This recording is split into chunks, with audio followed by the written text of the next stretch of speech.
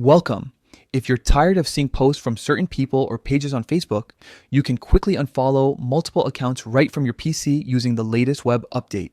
Here's a simple, step-by-step guide to help you clean up your feed without unfriending anyone. First, open Facebook on your web browser and log into your account. Take a moment to settle in because we'll be navigating a few menus that control what shows up in your newsfeed. You'll want to stay centered on your profile and settings so you don't mess with friends or pages you still care about. Move your cursor to the top right corner of the page where your profile photo sits. Click that profile photo to open a little drop-down menu. In this menu, select Settings and Privacy. It's the hub for all your account controls, but we're not diving into every option today, just the path to unfollow. From Settings and Privacy, choose Content Preferences. This section is designed to tailor what you see without muting people completely. Look for the option labeled Unfollow, People and Groups. This is where you'll manage who stays in your feed without severing connections. You'll see a list of accounts and groups you currently follow. Scroll through the list until you find someone you'd like to stop seeing.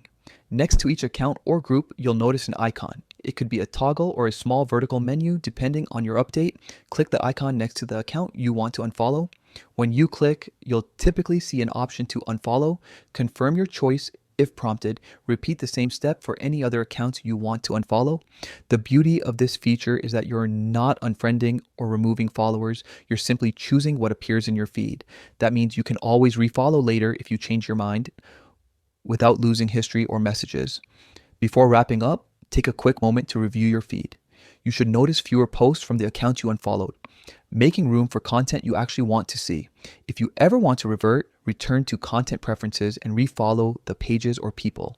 That's all there is to it. A few taps on your PC and your Facebook feed becomes more aligned with your current interests. If you found this quick guide helpful, share it with someone who might benefit and drop a comment below with any questions you have about Facebook's newer settings.